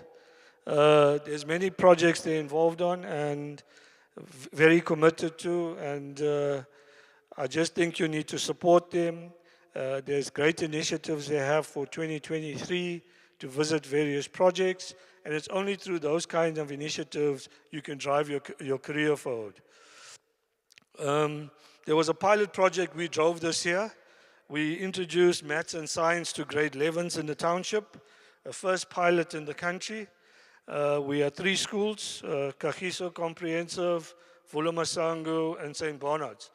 And we had about 50 learners, and we found the main reason we started this program, we realized at tertiary level, the first year, maths and science results were just, it was really poor. And we were losing a lot of young talent that don't necessarily want to do maths and science. So it's no use we're trying to fix it at tertiary level. We decided to go to grade 11s and start that in the township. We started it in February, every Saturday from 8 o'clock to 11 o'clock, and we have 50 learners. And the last lesson was this week, Saturday, that passed, where we issued all of them certificates, and most of them from a 3 and 4, level 3 and 4, now are sitting at 6 and 7. I think that's a great initiative. Okay, sorry. We also do a career guidance to grade 8s and 9s. It's a major drive in the township that our young people are really looking at what careers to do, and we're trying to incentivize to do maths and science because we need more engineers. And then lastly, I don't know whether you're aware, but SAICI Bloom was awarded the SAICI Branch of the Year. So with that, I would like to thank you, and please continue the good work, student chapter. Thank you. Thank you so much. Thank you, Tykes Governor, for that wealth of information and obviously lots and lots of benefits for you as students to take up with SAICI membership. So obviously as the design and development and construction and management of the road network system, road users are equally important to SANRAL. And many of you will have attended the road safety activation that happened just across the way from the hall earlier on. And before we go further into our program, we wanted to give you a road safety message just to ensure that you take that away with you, not just the engineering side of roads, but also as road users, many of you are probably new drivers, recent drivers, or you will certainly become drivers in the near future. So we'd just like to share this message with you. Of over 54 million people, there is no one quite like you. There is no one quite like you. Ready for school? Yeah. That's you, the number one. Now, do the one thing that will keep us all safe on our roads. So that you can continue the journey of your life. No, thank you. The journey of the number one.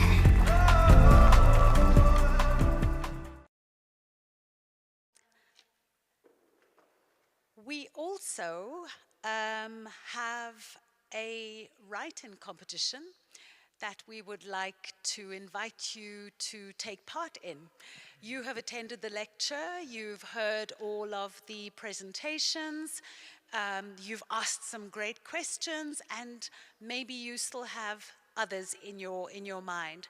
So what we would like to invite you to do is to give us in 300 to 500 words a challenge that you have identified in the road network, and how is it that you would go about solving it or dealing with it.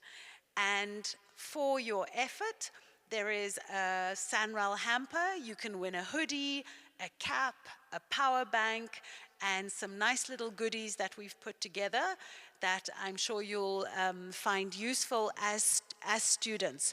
So there is an there is an email address that we invite you to send your entry to within a week from the lecture, and that will be adjudicated by one of our senior mentors from the Technical Excellence Academy, and then we will announce through Professor Taron who the winner or the winners, because we may have 2 or 3 of that competition are. So please do enter the competition. The information will be shared with you through Professor Taron, and we will also include in that communication the link to the SANRAL app that the regional manager spoke about in terms of giving you the opportunity to report potholes that you come across that can be addressed by the Valazonke campaign. Okay, so we've reached that point in the program where if you haven't already asked the questions that you wanted to ask, now is the chance. If you have any questions, please put up your hand, let us know who you are, what year you are in, and one of our experts on the panel will respond to your questions. So are there any questions from the hot side and the not so hot side? The lady in the front row.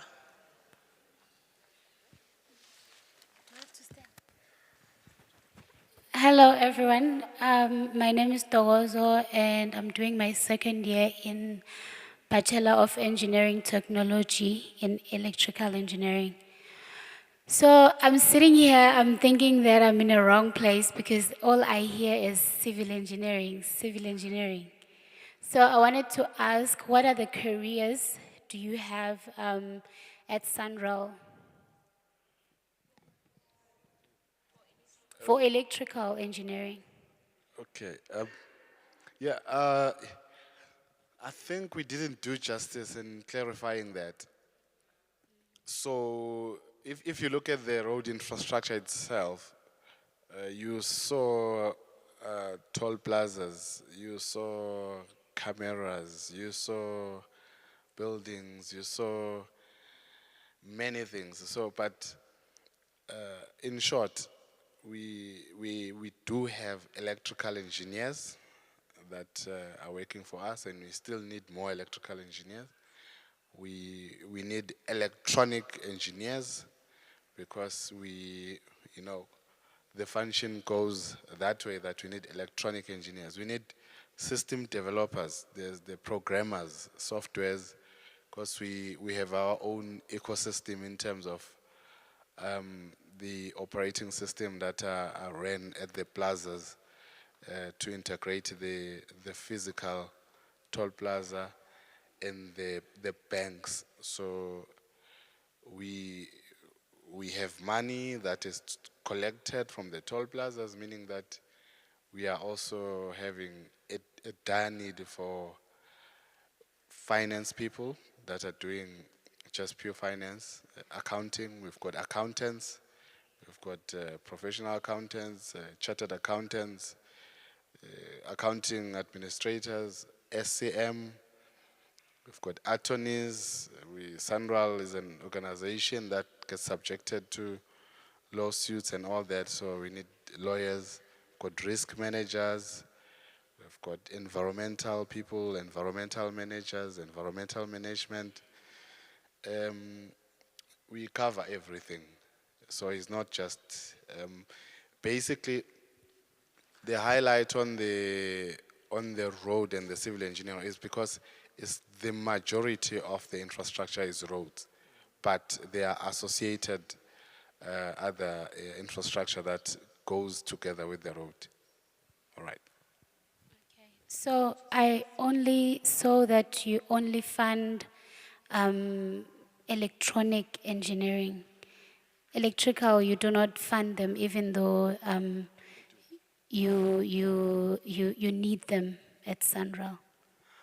We fund them. When you look at the bursary system, our bursaries are covering all what I've just mentioned. So it's not just there is a core business as well as associated other support services within the business. So electrical is not the core because we are not ESCOM, but it is highly required to be there. We are not ESCOM, so. Thank you. Sorry, just to add, I'm sure you may have noticed from my regional manager's slides that we going towards innovation, like technology and all that. And with all that, I'm sure SANRAL is gonna find themselves being in the balance of having civil engineers and other disciplines equally so, even though the core function is the roads, but where we're going with the technology, it's definitely gonna be a balance in a way. Thank you very much for your questions. Anyone else? Gentleman with the red skull cap. And then there's a lady in a pink jacket. Thank you very much. My name is Moau, and I'm doing I think this will be the third qualification, by the way. Okay, I just have a general question because while we are presenting, especially the regional manager, I had a concept in mind that if ever there could be a research in terms of the material that constructs the road, then we'll be able to avoid potholes at some point. Like, because I think you would agree with me, at some point they use the tire road, at some point they use these things of paving, like more like paving. So I just want to check in terms of maybe if ever there could be a development in terms of the material that construct the road, we could run away from potholes. Maybe the durability of the road could last for a very long time. And also, I just want to check if ever, like, your competition might be Transnet because they are dealing with a certain type of transport, but a railway transport, but at the very same time, there are more accidents on the road. How are you working on maybe to make the roads be much more safer? Because I think that's one thing that we need to look at. Because I remember once traveling to Limpopo, the road will be slippery during the rain. So what are those materials that we can maybe research on and make sure that the roads are much safer? Even the thing, maybe my last question, by the way, because I have this information. Maybe my last question. I think we need to give other people a chance as well. No, thank you very much.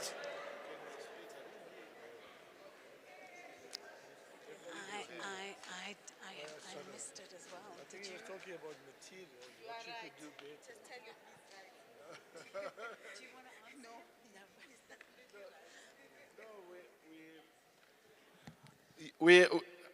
I think you hold the mic too close because I didn't hear what you were saying. Seriously. So I want to hear it so that I can answer you. Can you go again? Make it short. The first question, maybe if we can, am I audible enough now? Am I audible enough? Yes. Okay. The first question was that maybe if ever we can check in the material that we use to construct the road.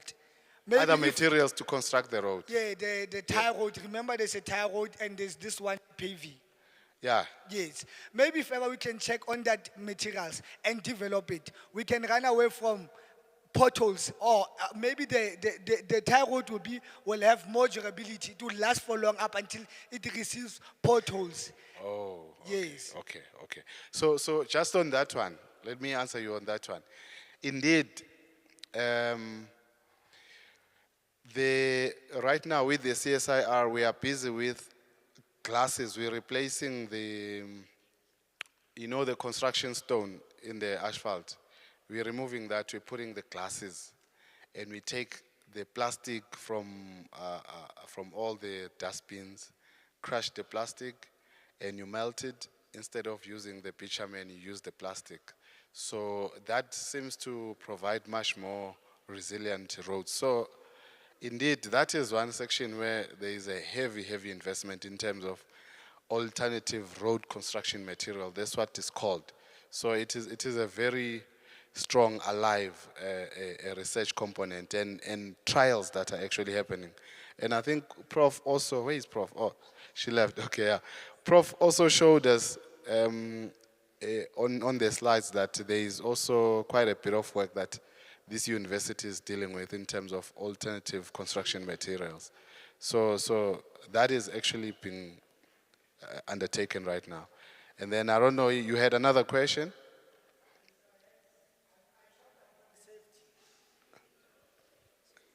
Yes, I also had a question about the safety because some other roads are slippery. Maybe it also goes to the material, but I think you clarified me, it's fine. Okay, all right. No, thank you, sir. Great. So we have the question from the lady in the pink jacket. I would love to ask about the bursary. Do you fund construction students like health and safety management students? Because I only heard about civil engineering from the beginning until the end. Okay, so indeed, obviously there is a focus, as my colleague said, there is a very key focus on engineering.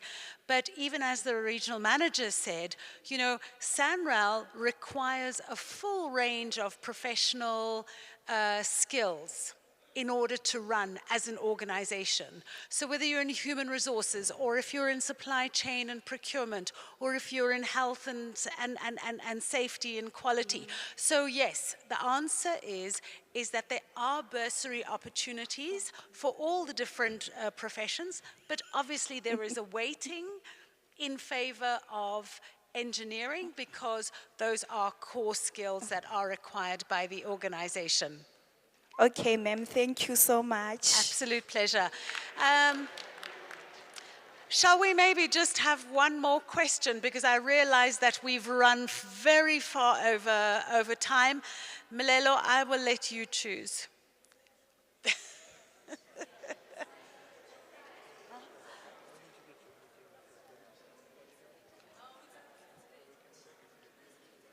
Okay. The regional manager says we will take 3 more. Okay. Good morning, everyone. My name is Tabi. So, my question is regarding the app, right? So there are different roads in South Africa owned by SANRAL, others are owned by Transnet. So how is a person going to know, does the road belong to SANRAL or Transnet? Are you going to fix the road even if it's owned by Transnet or only by SANRAL? Just start afresh. I heard the last part. What? Start a bit. My question is, how is someone going to know if the road belongs to SANRAL or another different company? Because you are going to take a picture of the pothole and send it via the app. So are you going to fix the road only if it's owned by SANRAL? Okay. So I think it's very, very, very simple. My question is short, but let me make it long. The road that is owned by SANRAL will always have an N number, N1, N2, N3, N4. That is a SANRAL road. And very occasional, you'll find an R road. So very occasional, very, very, if I'm saying very, like here in Free State, there's R30. That is like perhaps R30 and R730, yeah. And those are the only roads that are not N. The rest is N1, N2, N3, not N3, N5, N6, N8.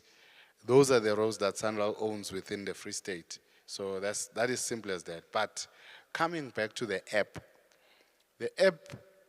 you just take a picture, upload it.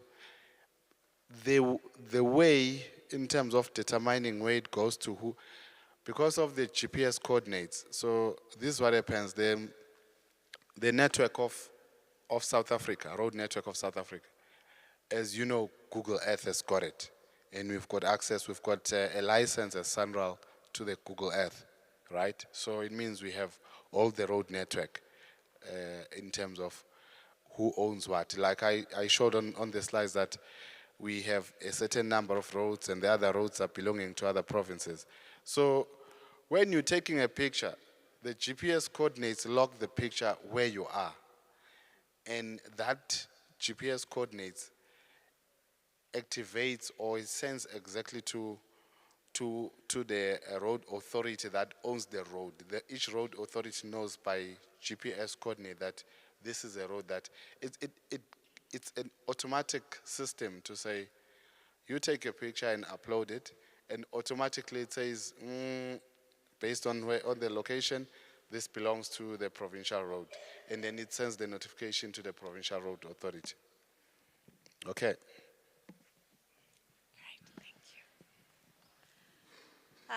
The gentleman with the white T-shirt. Good afternoon, everyone. So, with regards to the app, actually my question is based on the app. Now, we know how roads look, both locally, provincially, and national. So, Sorry, can you hold the microphone a little bit closer to your mouth? Thanks. Can you hear me now? So I was saying, we have different types of roads, like provincial, local, and national. So I see that SANRAL mostly focuses on the national road besides the other two roads. Now, with the app, when you take pictures and everything, do you guys perhaps share the data with our provincial or local municipalities? Because quite honestly, our roads look horrible. And it's like such apps don't exist. So what do you guys do with the data once it's uploaded? No, well, the data comes to SANRAL servers. Yes. When you just take a picture, ne? Yes, And upload it. I understand that part. Yeah. But I'm saying, what do you guys do with the data? As Sandra, do you perhaps share the data or do you keep it? Because our national roads look good. They're exceptional, some of them. But our provincial and local roads look horrible. And we have an app like this, and you guys focus on roads and everything. What do you do with that information? Because now, let's say I take a picture here at Pug Road. I take a picture of a pothole.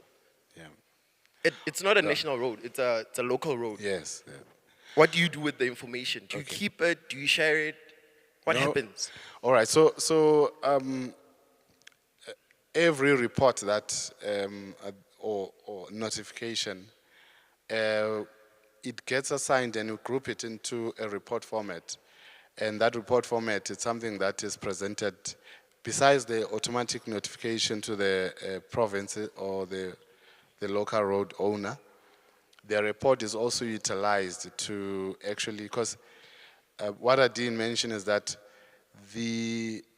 once the pothole is being repaired, then the road owner goes into the app and take a picture and close the gap and close the what you call a request, if you may call it a request, to say now the road is fixed, and it counts how many days it was from the from the time when you reported it to when it was fixed, and then that loop is closed.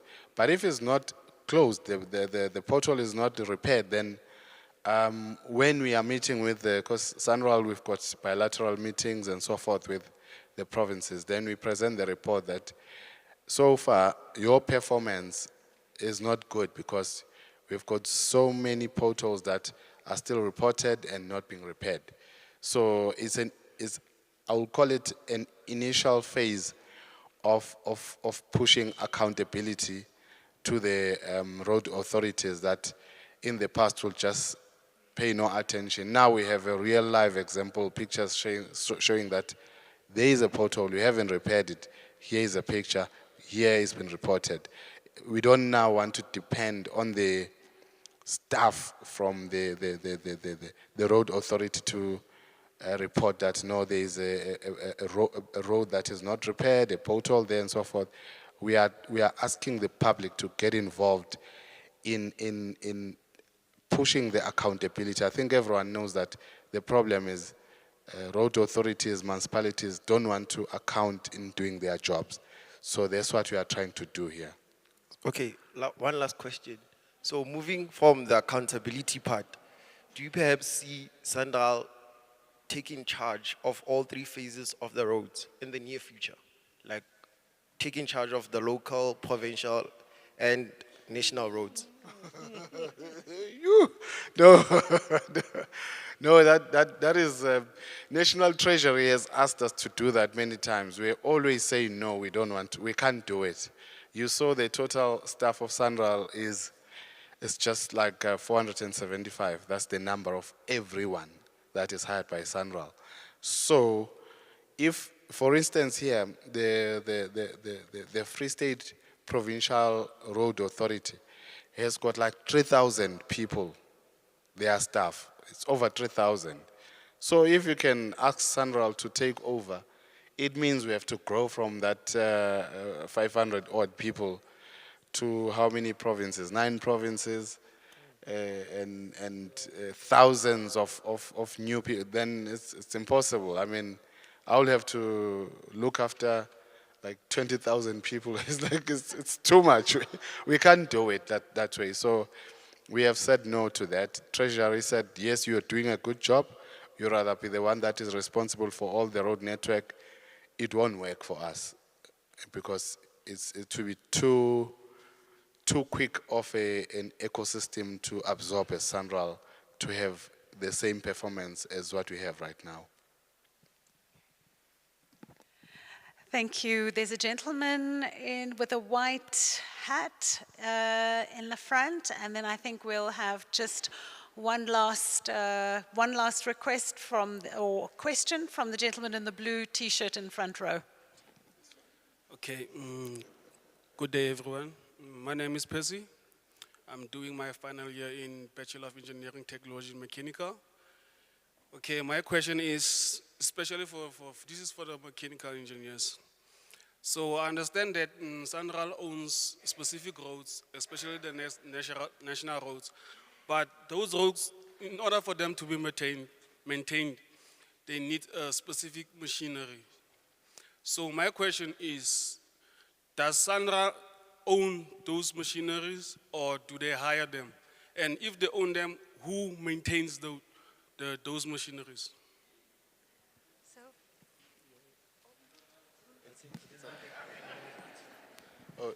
No, you're asking about the building equipment, Yes. excavators and all of that. Yes, sir. SANRAL doesn't own any of it at all. So it hires them. Yeah, we outsource it. That's what we call it. So we hire a company, like you. I mean, you know about tenders, ne? Okay, yes. So so digi tender, you know, masikniki tender. Then you know, retrofa tender. Then from that tender, we'll give you the road. Just go and fix that road. Then you bring your machine to fix that road. That's what we do. No, not to actually. In the old days before SANRAL was formed, before 1998, SANRAL was formed in 1998. Before, it was like just provincial road departments everywhere. There was no SANRAL. Oh, no, there was a road board, national road board before that. But in any case, during those period, prior 1998, there was a fleet that was owned by those provincial road authorities. And if you look at even here, even in Free State, that model still exists within the provincial road authority where they have their own graders and things, because sometimes they have like gravel road, they need to blade with the graders, and they hire the operators directly and service the equipment, and they'll hire a mechanic to be a permanent staff member of but SANRAL doesn't have that. The only equipment we have, it's a big it's called a network survey vehicle that if you are doing, on the guys from civil, when you're doing road design, you need falling weight deflectometers or FWDs, which is like a system that carries a ball around that drops it on the road pavement to test the strength of the road. As the truck is driving on the road, there is a ball that keeps on falling and getting picked and falling to test the strength of the road. And then that data is collected back into the system. So that is the only vehicle equipment size that we have. It's a truck. And we use it for keeping the data and assessing the health of the network of SANRAL. Okay, thank you, sir. Can I have one last question, please? Okay, thank you, sir.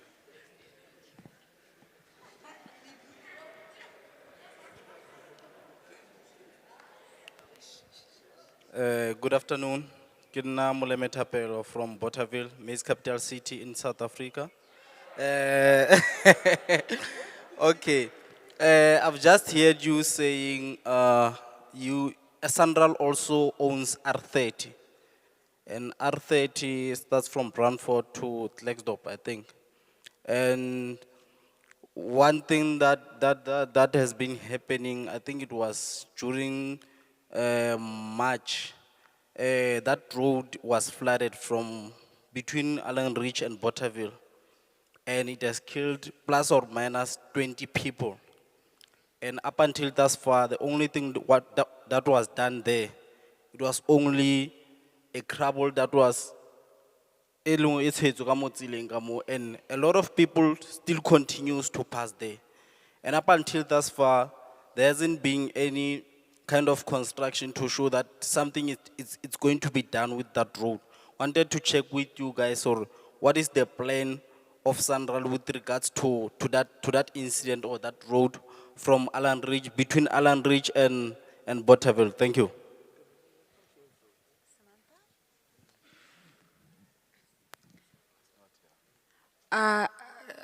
So I know regional manager mentioned that R30 is part of our network, but certain sections of R30 is not our network. So there's a likelihood that that section is not part of SANRAL. So we share a R30 with the province.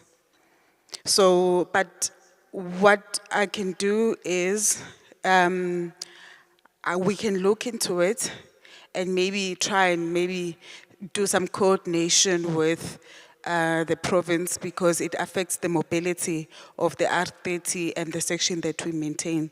Thanks for the information.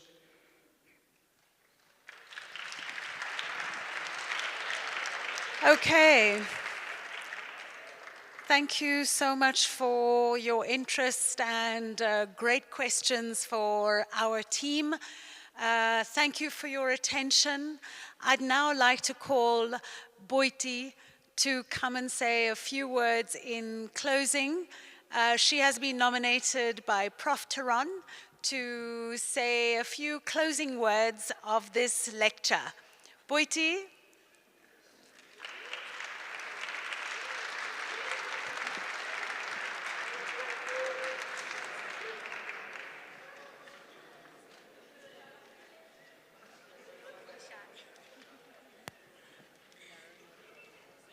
Hi guys.